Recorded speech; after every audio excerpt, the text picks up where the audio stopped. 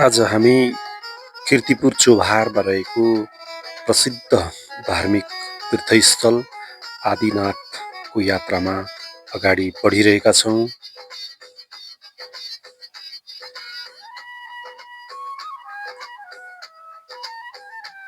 लामो समयपछिको खुला आकाशले गर्दा काठमाडौँ उपत्यकाको दृश्य सहज रूपमा देख्न सकिन्छ।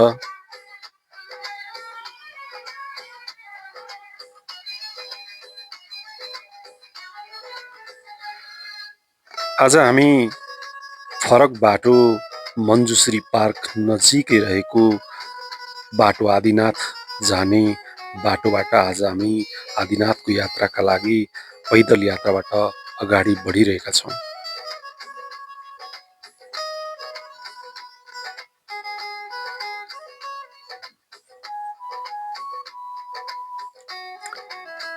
उकालो चढ्दै जाँदाका मनमोहक दृश्यहरू निहाल्दै हामी अगाडि बढिरहेका छौँ।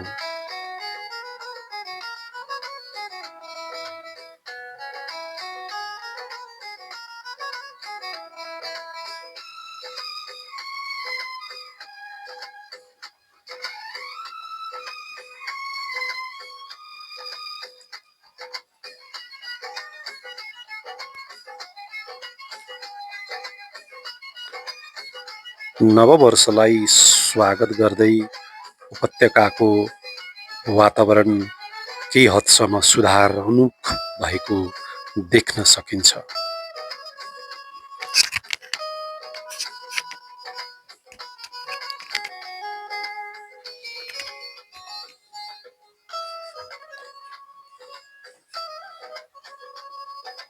आज हामी आदिनाथ मन्दिरको यो ढलानी बाटोबाट सिधा अगाडि काठमाडौँ उपत्यकाको रमणीय दृश्यहरू हेर्दै अगाडि बढिरहेका छौँ।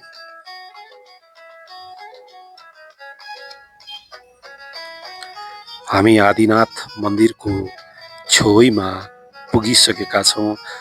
आज आदिनाथ मन्दिरभित्र नववर्षको उपलक्ष्यमा बौद्ध धर्मावलम्बीहरूबाट भजन कीर्तन गरेको पनि हामीले देख्न पायौँ।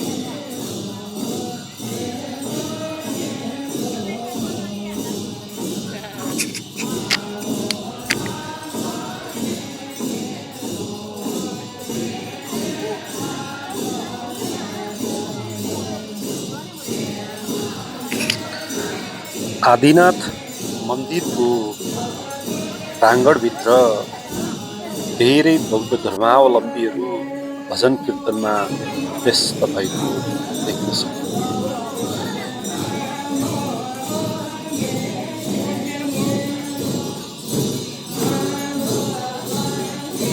हामीले आदिनाथको दर्शन भगवानको दर्शन त गऱ्यौँ, तर भगवान आदिनाथको मन्दिरलाई पनि हामीले कैद गर्न सकेनौँ। त्यहाँनिर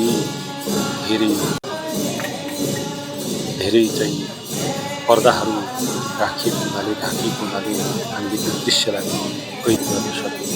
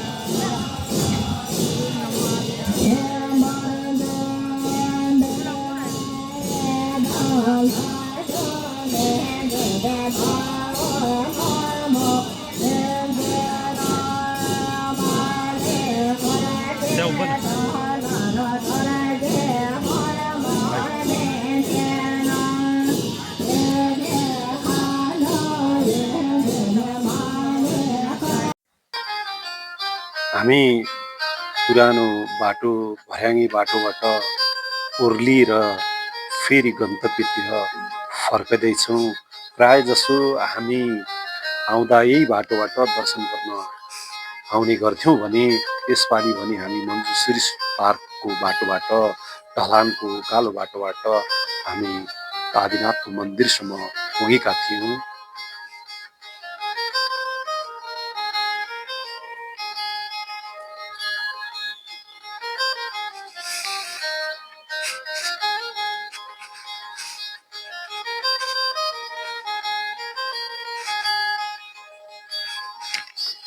ओर्लदै जाने क्रममा यहाँबाट पनि काठमाडौँ उपत्यकाको मनमोहक दृश्य भने निहाल्न हामीले छाड्यौँ।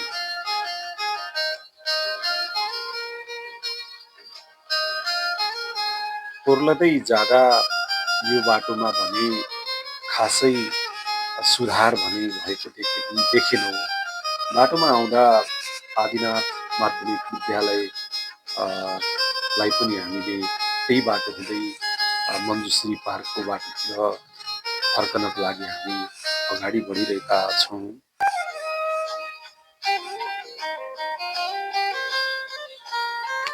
काठमाडौँ उपत्यका नववर्षलाई स्वागत गर्दै मुस्कुराइरहेको देख्न सकिन्छ।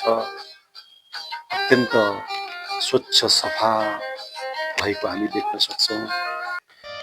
कृपया दर्शकवृन्द यहाँहरूलाई यो भिडियो कस्तो लाग्यो प्रतिक्रिया दिन नभुल्नुहोला भन्दै बिदा चाहन्छु। बाँकी अर्को भ्लगमा अवश्य देखाउनेछु। धन्यवाद। जय नेपाल।